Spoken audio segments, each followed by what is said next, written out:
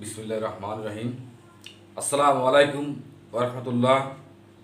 শালিকা online school থেকে আমি মোহাম্মদ মিজানুর রহমান, সহকারী শিক্ষক, বিএসসি গণিত, চতুরবাড়িয়া মাধ্যমিক বিদ্যালয়, শালিকা, মাগুরা। প্রিয় শিক্ষার্থী, আশা করি তোমরা সবাই ভালো আছো। আমিও আল্লাহর মেহেরবানিতে ভালো আছি। প্রিয় শিক্ষার্থী, আজ আমি নবম শ্রেণীর পদার্থবিজ্ঞান নিয়ে আলোচনা করব। আমি তোমাদের বইয়ের চতুর্থ অধ্যায় কাজ, ক্ষমতা ও শক্তি নিয়ে আলোচনা করব। আজকের আলোচ্য বিষয় আমার হচ্ছে কাজ, ক্ষমতা, শক্তির এই অধ্যায়ের শক্তির রূপান্তর। তোমরা সবাই আমার ক্লাসটি মনোযোগ সহকারে দেখো। প্রিয় শিক্ষার্থী, লক্ষ্য করো, 1 কুইন্টাল ভরের একখণ্ড লোহা 80 মিটার উচ্চতা বিশিষ্ট একটি টাওয়ারের উপর হইতে পড়ে গেল। তাহলে এখানে কি আসছে? একটা বস্তু বা একটা লোহাখণ্ডের ভর কত? 1 কুইন্টাল। কত উপরে আছে? 80 মিটার উঁচুতে আছে। টাওয়ারের উপর থেকে পড়ে গেল। এখানে ক নম্বর প্রশ্ন কি বলছে? টাওয়ারের উপরে লোহাখণ্ডের মোট শক্তি কত? তাহলে মোট শক্তি কত? এখানে একটা বিষয় জানতে হবে তোমাদের। এখানে বিভব শক্তি এবং গতি শক্তি এর পরিমাণ কত আমাদের বের করতে হবে। এখন বিভব শক্তি কি? স্বাভাবিক অবস্থান থেকে পরিবর্তন করে কোনো বস্তুকে যখন অন্য অবস্থায় আনা হয় তখন বস্তুতে কাজ করার সামর্থ্য অর্জন করে, তাকে বিভব শক্তি বলে। দেখো, তোমরা একটু লক্ষ্য করো। মনে করো আমার হাতে একটা বস্তু আছে 5 কুইন্টাল, এর ভর মনে করো একটা ভর আছে, মনে করো 50 গ্রাম ভর। এই স্বাভাবিক অবস্থানে আছে এখানে, মনে করো এখানে ভূমি। আর আমার হাতে যে স্কেলটা আছে 1 মিটার লম্বা, এটা মিটার স্কেল। স্বাভাবিক অবস্থানে আছে, মনে করো এটা ভূমি। খেয়াল করো, মনে করো এটা ভূমি। এবার আমি এই ভূমির থেকে, স্বাভাবিক অবস্থান থেকে পরিবর্তন করে অন্য একটা অবস্থায় আনলাম, এখানে রাখলাম। এই যে এখানে বস্তুটা আনলাম, এখানে বস্তুর সমস্ত শক্তি কিন্তু বিভব শক্তি। এখানে বস্তুর কোনো গতিশক্তি নাই। এই বিভব শক্তি সমান mgh। এম আছে বস্তুর ভর, এস আছে বস্তুর ভর, আর জি আছে অভিকর্ষ ত্বরণ, এইচ উচ্চতা কত? 1 মিটার। দেখো এখানে 1 মিটার। বস্তুতে কাজ করার সমর্থন, কাজ স্বাভাবিক অবস্থান থেকে পরিবর্তন করে কোনো বস্তুকে যখন অন্য জায়গায় আনা হয়, বস্তুতে কাজ করার সামর্থ্য অর্জন করে, তাকে বিভব শক্তি বলে। দেখো এখানে যখন থ্রিডি আছে, এই তার দূরত্ব অতিক্রম করতেছে 1 মিটার। কাজ সমান কি? বল গুণ সরণ। বলটা কি? অভিকর্ষ বলে এই বস্তুটাকে নিচের দিক নিয়ে আসছে, আর সরণ 1 মিটার। বস্তু সরণ হয়েছে। এই যে কাজ করার সমর্থন অর্জন করেছে স্বাভাবিক অবস্থান থেকে। সংজ্ঞাটা কি? স্বাভাবিক অবস্থান থেকে পরিবর্তন করে কোনো বস্তুকে অন্য কোনো অবস্থা আনলে বস্তুতে কাজ করার সমর্থন অর্জন করে, তাকে বিভব শক্তি বলে। যাই হোক, এখানে কি বলছে? 1 কুইন্টাল ভরের একখণ্ড লোহা 80 মিটার উচ্চতা বিশিষ্ট একটি টাওয়ারের উপর হইতে পড়ে গেল। টাওয়ারের উপরে লোহাখণ্ডের মোট শক্তি কত ছিল? দেখো, এই যে লোহাখণ্ডটা, এখানে লোহাখণ্ড 1 কুইন্টাল ভরের, এই যে 1 কুইন্টাল ভরের এই যে লোহাখণ্ড 80 মিটার উচ্চতা বিশিষ্ট একটি টাওয়ারের উপর। তাহলে এখানে টাওয়ার, আমি এখানে একটা টাওয়ারটা দেখাইছি। এই টাওয়ারের পদবিন্দু ডি, শীর্ষবিন্দু ও, এর উচ্চতা আছে 80 মিটার। দেখো এখান থেকে এই পর্যন্ত এই যে 80 মিটার আমি দেখাইছি আর চিহ্ন দিয়ে, এখান থেকে এই পর্যন্ত আছে 80 মিটার। টাওয়ারের এই 1 কুইন্টাল ভরের একখণ্ড লোহা 80 মিটার উচ্চতা বিশিষ্ট একটি টাওয়ারের উপরে দিয়ে পড়ে গেল। এখানে টাওয়ারের উপরে লোহাখণ্ডের মোট শক্তি কত ছিল? এই যে লোহাখণ্ডের মোট শক্তি, এই যে লোহাখণ্ড আছে এর মোট শক্তি কত ছিল? দেখো এখানে লোহার ভর এম, ভরকে আমরা এম দ্বারা প্রকাশ করি। 1 কুইন্টাল, 1 কুইন্টাল অর্থাৎ 100 কেজি। এই কুইন্টালকে আমরা কেজিতে আনলাম। এম কে এস পদ্ধতি, এম তে মিটার, কে তে কিলোগ্রাম, এস তে সেকেন্ড, অর্থাৎ এটা আন্তর্জাতিক পদ্ধতি আমরা প্রকাশ করব।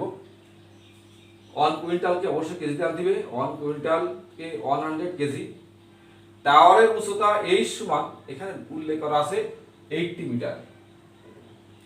অভিকর্ষ ত্বরণ জি, অভিকর্ষ ত্বরণ আছে জি, এর মান আছে 9.8 মিটার পার সেকেন্ড স্কয়ার। বিভব শক্তি ইপি মানে পোটেনশিয়াল এনার্জি, আমরা বিভব শক্তিকে ইপি দ্বারা প্রকাশ করতে পারি। পিটি পোটেনশিয়াল এনার্জি মানে বিভব শক্তি। এম জি এইচ, এম এর মান আছে 100 কেজি ইন্টু জি এর মান আছে 9.8 metre per second square. H এর মান আছে 80 মিটার। আমরা এই 100 ইন্টু 9.8 ইন্টু 80, এই তিনটে সংখ্যা যদি গুণ করি আমরা তখন পাবো 78,400। আর শক্তির একক আছে জুল, তাহলে 78,400 জুল। টাওয়ারের উপরে লোহাখণ্ডের সমস্ত শক্তি, বিভব শক্তি, এখানে যে লোহাখণ্ড আছে এখানে সমস্ত শক্তি বিভব শক্তি, এবং এখানে কোনো বস্তুর গতিশক্তি নাই, কারণ এখানে বস্তু স্থির আছে, এখানে বেগ নাই। গতিশক্তি সমান হাফ এম ভি স্কয়ার, তা ভি তো শূন্য, হাফ ইন্টু এম, আর ভির মান আছে 0, তাহলে হাফ এম 0 গুণ করলে 0। এখানে বস্তুর গতিশক্তি শূন্য, অতএব গতিশক্তি ই কে, কাইনেটিক এনার্জি 0 জুল। অতএব মোট শক্তি, বিভব শক্তি আর গতিশক্তি ইপি প্লাস ইকে।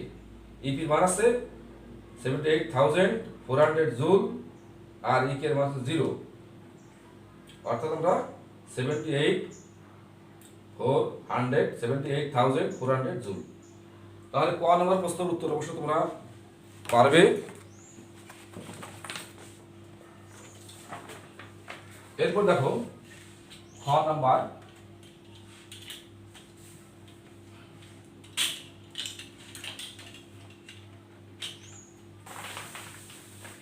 প্রশ্ন কি বলছে? 80 মিটার উচ্চতায় বস্তুর মোট শক্তি কি কি রূপে রয়েছে ব্যাখ্যা করো। 80 মিটার উচ্চতায় বস্তুটির মোট শক্তি কি কি রূপে রয়েছে ব্যাখ্যা করো। দেখো এখানে আমাদের একটু সংজ্ঞাটা আমি বলেছি।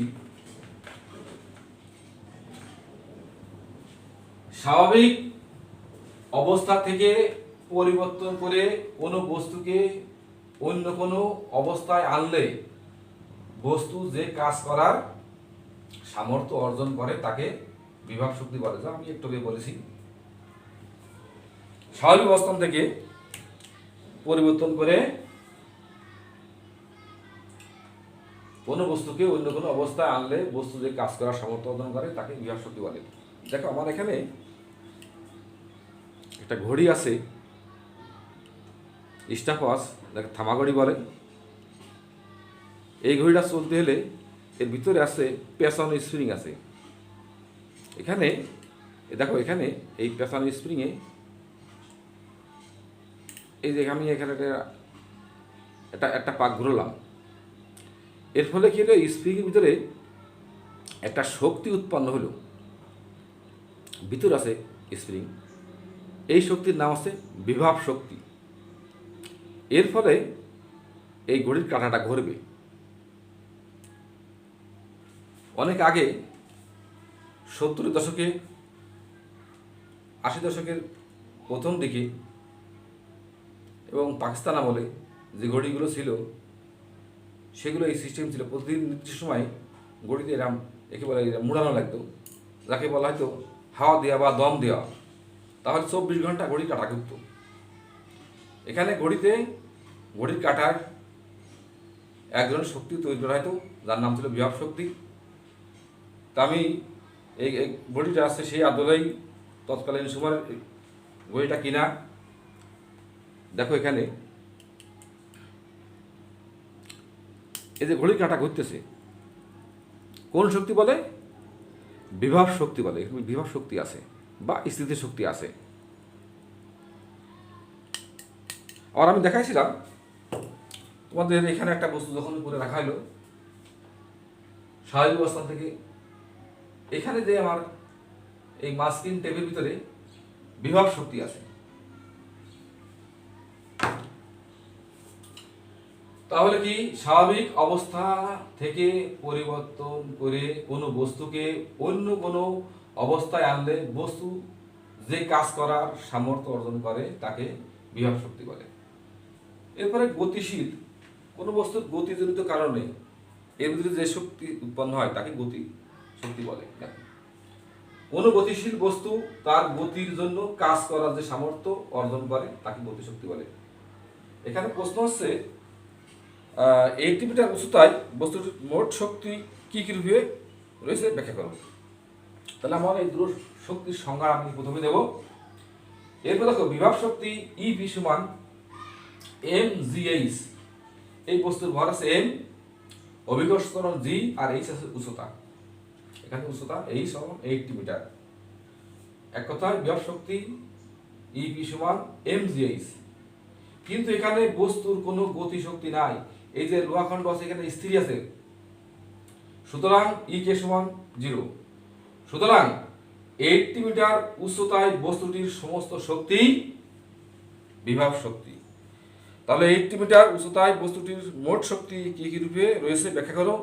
তাহলে 80 মিটার উচ্চতায় বস্তুর বিভব শক্তি mgh এবং গতিশক্তি 0। এখানে বস্তুর সমস্ত শক্তি বিভব শক্তি রূপে রয়েছে। আমার ক্লাস আজকের এই পর্যন্ত শেষ। সবাইকে ধন্যবাদ জানিয়ে আমি ক্লাসটা শেষ করছি।